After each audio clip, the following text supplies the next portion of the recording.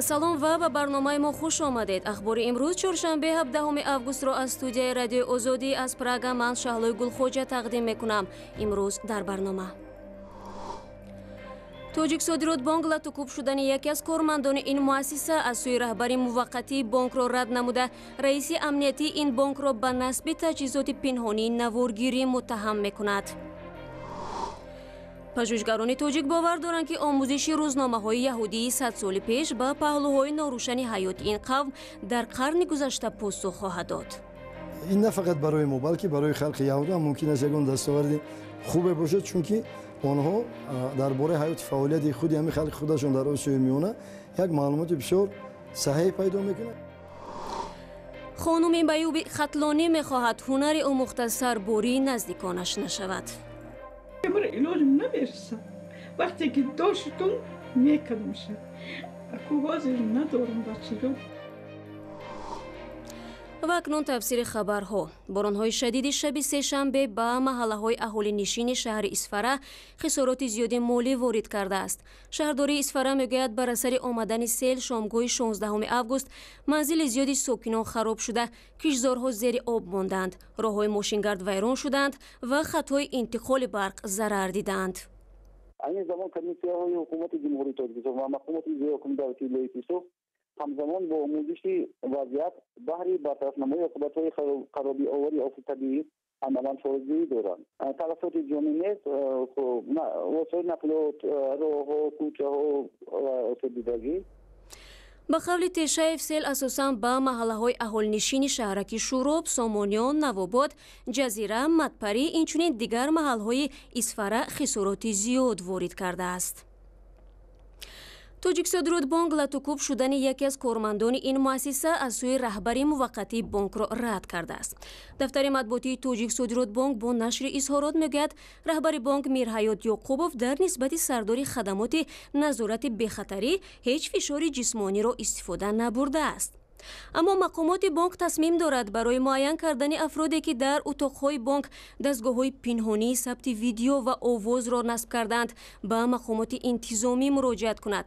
Абдулмумин Оев, сардори хадамоти назорати бехатарии тоҷик содиротбонк, ки дар бемористон қарор дорад, раҳбари бонкро ба он айбдор мекунад, ки ӯ баъд аз пайдо кардани дастгоҳи сабти пинҳонӣ ӯро беасос буғӣ кардааст. дар ҳоле ки ба гуфтаи Оев пайваст кардани таҷҳизоти сабти овоз ва навор ба вазифаи хизматии ӯ шомил намешавад. Мирҳаёт Ёқубов 32 сол дошта ба ин вазифа аз ҷониби Бонки Миллии Тоҷикистон 3 моҳ пеш таъин шудааст, то ба ҳайси раҳбари мудирияти муваққатӣ вазъи молии бонкро беҳтар кунад. ҷо Байден, муовини раиси ҷумҳури Амрико, ба Косово омад ва аз ҳукумати ин кишвар хост робитаҳояш бо Сербистонро ба эътидол оварад. ҷо Байден шоми 16 август аз шаҳри Белград, пойтахти Сербистон, вориди Косово шуд ва дар он ҷо ҳам айни паёмро ба ҳукумат расонд. муовини раиси ҷумҳури Амрикоро Ҳошим Тачи, раиси ҷумҳури Косово ва Маҷлинда Келменди, аввалин барандаи медали тиллоии олимпӣ, аз Косово пешвоз гирифтанд. Ҳошим Тачи ба ҷо Байден гуфт, ки ҳамкориҳои хуб бо Сербистон як ҳадафи стратегии кишвараш аст ва Косово талош мекунад асири гузашта набошад. дар ҷараёни сафараш ба Косово ҷо Байден дар маросими номгузории як кӯча ба номи фарзандаш Бию ширкат мекунад, ки соли гузашта бар асари бемории саратон даргузашт. Бию Байден аз соли 1998 то соли 1999 дар Косово кор мекард ва ба мақомоти инҷо машваратҳои ҳуқуқӣ медод. сафари Байден ба Аврупо охирин сафари муҳимаш ба Аврупо ба унвони муовини раиси ҷумҳур аст. ӯ рӯзи 22 август ба Туркия ва сипас ба Латвия меравад, то бо раиси ҷумҳурони 3 кишвари соҳили Балтик мулоқот кунад. як хонуми маълули тоҷик ба ҷои дастҳо бо пойҳояш ҳама корҳоро анҷом медиҳад. ин сокини 33-солаи яке аз рӯстаҳои вилояти Хатлон ҳанӯз дар яксолагӣ гирифтори бемории фалат шудааст ва ҳоло талош дорад барои беҳбуди зиндагии хонаводааш дузандагиро биомӯзад. Орзуи Карим ва Муъмин Аҳмадӣ бо ҳаёти як рӯзи ин ҷавондухтар ошно шуданд. бурихол баъди шавҳар кардани хоҳаронаш танҳо монд. ба ҷуз модараш парастори дигар надошт. дасти ӯ ҳам ба ҳама чиз намерасид. як моҳ аз талош дорад Сузану ришта бигирад ва либосҳояшро мустақилона бидӯзад. Сузан борҳо пойҳояшро захмӣ кардааст. او با پدر و مادرش در دهه دوردست نیزامبای ناحیه خراسان زندگی کمبغلانه دارد. امروز دو پیاز داغ میکنم، دو پمیدوره کمتر آب میندازم، بعد میشینیم میخوریم. روزی آمدن ما پدر بوریخول پی دریافت کار به دهه همسایه رفته بود. او با مبلغ کاری موسمی غذای عائله را تامین میکند که در یک ماه 200 سامانی را تشکیل میدهد. بوریخول تلاش دارد برای عائله نیروی در کاری باشد. بخصوص به مادری که آهسته آهسته چشمانش خیره می شود. پایهایش به مشکلی به وظیفه نوادت می کنند، اما از چند وقت پیشتر قابل ترند. دلش چی میخواهد؟ دلش میسگب آش، کچکی بیرون، گوش بیرون، سگب اوقاتی به مزه، یکی مرا علاجم نمیرسه. وقتی که داشتم میکدمشه. اکو حاضر ندارم بچه جون. دولت به بوریخول 130 سامانی نفقه معیوبی می دهد. گاه بوریخول به زبانی که تنها مادرشان را می فهمد اظهار امید می کند که روز دوزندگی را از خود کرده به بودجه عائله درآمد می آورد. مادر همو را با وجود فهمیدن سختی مقصدش تشویق می کند.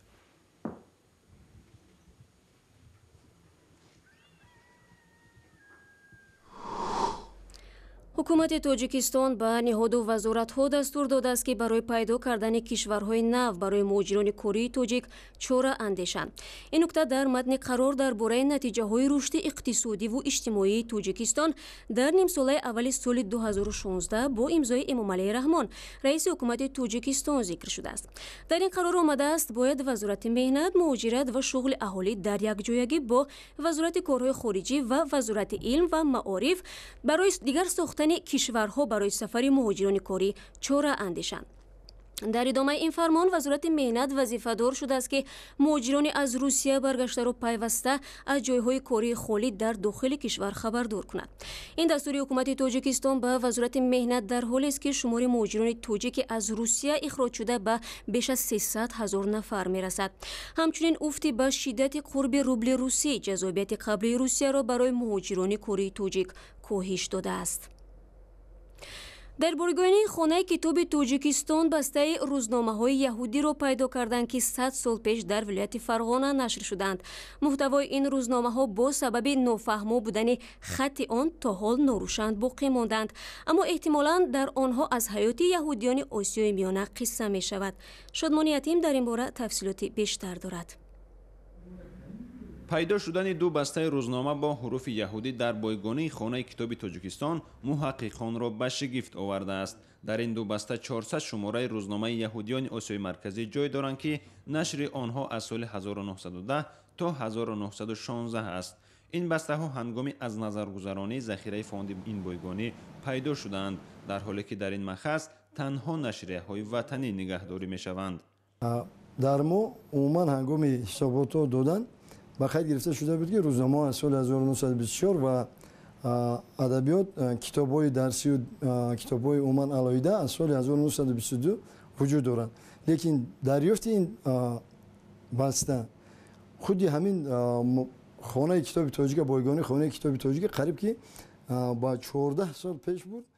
муҳтавои ин рӯзномаҳо бо сабаби нофаҳмо будани хатти он то ҳол норӯшан боқӣ мондаанд. танҳо чизе ки маълум аст таърихи нашр, муассис ва суруғаи рӯзнома аст ки бо забони русӣ ҳам навишта шудааст. пажӯҳишгарон аз эълони рекламаҳое ки дар ҳар шумораи он бо забони русӣ ҷой доранд тахмин мекунанд ки бо омӯзиши ин бастаҳо мешавад вазъи он давраи таърихро ки ба бедории миллатҳои Осиёи марказӣ рост меояд каме ҳам бошад равшанӣ андохт. ин рӯзнома маълум шуд ки бо унвони раҳмим аст дар вилояти Фарғона дар шаҳри Скобел баъдтар дар худи хонагирии Қухан интишор мешудааст. муассиси рӯзнома Давидбаев ишора шудааст. роҳ ёфтани рӯзномаи яҳудиёни 100 соли пеш дар ин бойгониро танҳо тахмин мекунанд ки шояд касе аз яҳудитаборон дар солҳои аввали истиқлолият ин бастаҳоро ба хотири нобуд нашудан ин ҷо оварда худаш тарки Тоҷикистон карда бошад, чунки дар ҳеҷ санаде ворид шудани ин гуна рӯзномае дар ин бойгонӣ сабт нашудааст. масъулони хонаи китоби тоҷикистон тасмим доранд дар ҳолати фаҳмо шудани мазмуни рӯзнома онро дар шакли рақамӣ дастраси ҳамагон намоянд. рӯзномаи раҳмим дар формати А3 андозаи 35 сантиметр бар ва баландии 49 сантиметр дар ҳаҷми 1.5 ва 2 саҳифа дар як ҳафта 2 рӯз сешанбе ва ҷумъа нашр мешудааст. ва акнун хабарҳои олимпӣ. варзишгарони тоҷикистон як сабқатро ба рақибонашон бохтанд ва мухлисонро ноумед карданд. ҳоло як варзишгар Дилшод Назаров мондааст ки ҳамин бегоҳ дар Рио қувваозмоӣ мекунад. дар ҳамин ҳол ҳамкори мо Барод Юсуфӣ дар суҳбат бо мутахассисон ва сокинони Душанбе талош кард сабабҳои нокомии варзишгарони тоҷикро дар бозиҳои олимпӣ рӯшан кунад. аз 7 варзишгари тоҷики дар бозиҳои олимпии Рио-де-Жанейро ширкат доштанд, 5 нафар дар даври нахустин, 1 нафар дар даври дуввум шикаст хӯрда аз ҷоизаҳои олимпӣ маҳрум монданд. Дилшод Назаров, гурзандози тоҷики, қарор аст аз 17 август дар Рио ба рақобатҳо шурӯъ кунад. умеди ягона ва охирини Тоҷикистон барои дарёфти ҷоиза дар бозиҳои 31 тобистонаи олимпӣ боқӣ мондааст. албатта дар гурзпартоӣ Дилшод Назаров иштирок мекунад. ман боварӣ дорам ки натиҷаи хуб метиҳад, бо медал ба Тоҷикистон бармегардад. аз ҳоло барои варзишгарони тоҷик олимпиадаи Рио номуваффақ унвон мешавад ва гуфта мешавад ки онҳо ба мусобиқот тайёрии зарурӣ надидаанд. имрӯз дигар вақти он нест ки куркурона бетайёрӣ мо ба бозиҳои олимпӣ сафар кунем. мақсад аз он иборат нест ки фақат мо як роҳхат бигирем. варзишгарони тоҷик тамринро ба сабабҳои сармоягузории нокофӣ дер оғоз мекунанд ва ба қавли устодони варзиш ин омил ба иштироки тими Тоҷикистон таъсир кардааст. бисёр камбудиҳои ҷиддӣ дар худи федератсияҳо дида мешуд. шояд ки имрӯз имсол дар ин 4 солаи охир яъне ки дар ғафлат мондем ва худро бовар кунондем ки як ҷудошавӣ як маблағи ночизе ки барои стипендия барои варзишгарон ҷудо шудааст ва фикр кардем ки мо аз ҳисоби ҳамин стипендия ин кӯмаки ночиз ҳам омода мешавем ва ҳам роҳхати бозиҳои олимпиро мегирем. ин тамоман хато аст. иллати бохти варзишгарони тоҷик дар бозиҳои олимпии Риоро мухлисон камтаваҷҷӯҳӣ ба тамрини варзишгарон ном мебаранд. дастгирӣ камтар аст. он спонсорое ки бисёр ваъда доданд, ба ваъдаҳошон ваъдахилофӣ карданд. аз ҳамин сабаб ба фикри ман ки худ баромад кардан наметавонанд ва шавқи баромад карданам надоранд. ба фикри ман тамрин дуруст накардан ё ки маблағ кам, ҳамин дигар ягон вай нест. шояд тайёр набудам, мумкин аст рақиби ва ё аз ино хеле пурқувваттар буданд. то анҷоми бозиҳои олимпии Рио-де-Жанейро 5 рӯз боқӣ мондааст ва дар баробари Тоҷикистон 3 кишвари дигари шӯравии собиқ Туркманистон, Молдова ва Латвия низ ҳанӯз медал ба даст наоварданд. Барод Юсуфӣ, Радиои Озодӣ, Душанбе. خب نظر ساکنان توجیکستان و متخصصان را در باره سبب‌های باخت ورزشکاران توجیک در بازی‌های المپی در ریو میشنیدید و ضمناً بعد نتیجه گیری روز 11 مسابقات بازی‌های تابستانی المپی در ریو مثل پیشین در صدر فهرست کشورهای جایزه‌دار المپی منتخب آمریکا با 84 مدال که از آنها 28 تایش طلا است قرار دارد. بریتانیا کبیر با 50 مدال 19 مدال طلا در جای دوم است. چین با 51 مدال از آنها 17 طلا در جای سوم قرار گرفته است. یک چند کشور با شمول ارمنستان، گرجستان، سربیا و اوکراین نخستین مدال های طلا را در بازی های المپی ریو د ژانیرو دریافت کرده از تاجیکستان که در گروه کشورهای بی مدال باقی مانده است پیش گذاشتند. مدال طلا را به ارمنستان ورزشکار کشور ارتور الکسانیان با مغلوب کردن رقیبش در سبقت گوشتی در وزن 98 کیلو به دست آورد. این نخستین مدال طلای ارمنستان در بازی های المپی در 12 ساله و دومین مدال طلا از زمان استقلال این کشور است. همینطور کشورهایی که تا دیروز با تاجیکستان در گروه بی مدال ها بودند در سبقت های مختلف دست بالا شدند. و اخباری بیشتر از این را در وبسایت ما، صفحه های آزادی در فیسبوک، توییتر و یوتیوب و همچنین صمیمه آزادی در تلفن های همراه دنبال کنید.